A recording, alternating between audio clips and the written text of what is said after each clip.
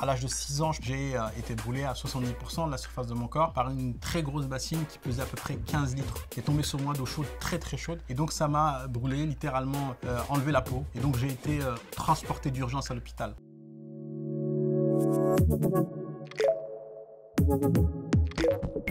Bonjour à toutes et à tous, je m'appelle Abdelali El Badawi, je suis infirmier de profession et président et fondateur de Banlieue Santé.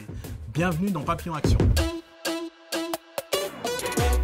Alors j'ai un parcours assez atypique parce que déjà je n'ai pas de bac, j'ai commencé dans le ménage à l'hôpital en tant qu'agent de service hospitalier. Par la suite de mon expérience, je suis devenu infirmier en 2010. Et donc ce parcours a été semé, je dirais, que de réussite malgré certaines embûches parce que le ménage m'a appris tous les envers du décor de l'hôpital. Et puis par la suite, j'ai pu exercer le métier d'infirmier qui est pour moi le plus beau métier du monde.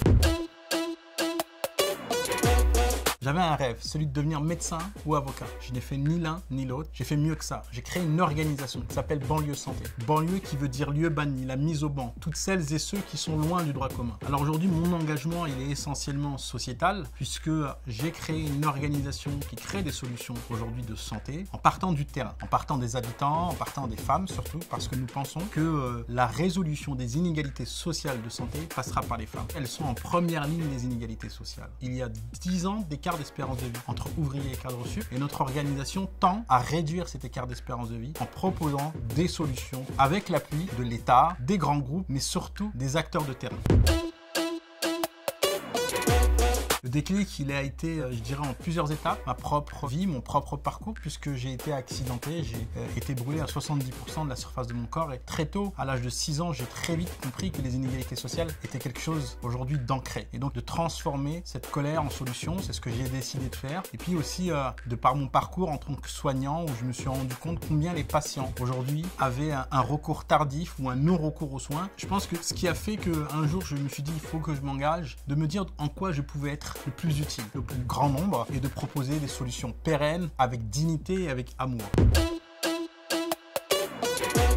Ce qui m'inspire aujourd'hui dans mon engagement, c'est d'être utile aux autres, notamment les personnes âgées, les personnes en situation de handicap, mais aussi les femmes qui vivent aujourd'hui le poids de la vie. Et ça, c'est essentiel parce que c'est ce qu'il nous reste aujourd'hui dans cette société de positif, c'est de pouvoir être utile à celles et ceux qui sont les plus vulnérables. C'est pourquoi mon engagement sociétal est de mettre les moyens et de les outiller pour se renforcer et lutter contre les inégalités sociales par elles-mêmes, par eux-mêmes.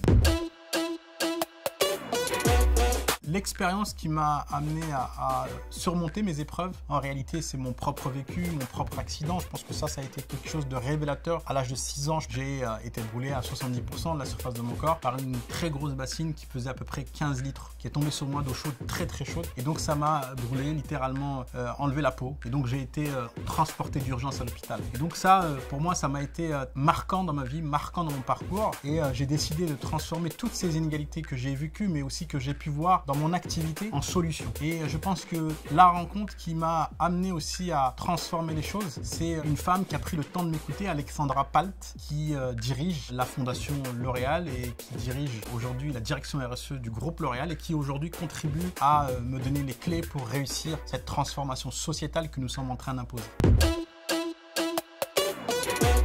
Ce qui est très important dans notre pays, c'est de prendre en compte qu'il y a une diversité. Et cette diversité, elle est un puissant levier sociétal, un puissant levier qui peut lutter contre les inégalités parce que c'est ensemble et c'est parce que nous sommes divers que nous pouvons résoudre les inégalités.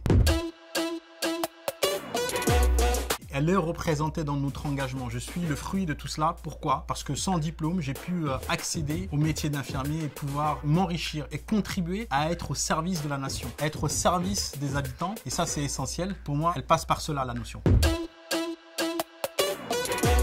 L'une des citations préférées que j'ai, le leader, c'est quelqu'un qui sait avoir une vision à long terme. Mais surtout, le vrai leader, c'est celui qui sait vivre le moment présent. Le moment présent avec sa famille, avec les siens, avec celles et ceux qu'il aime. Et ça, c'est essentiel.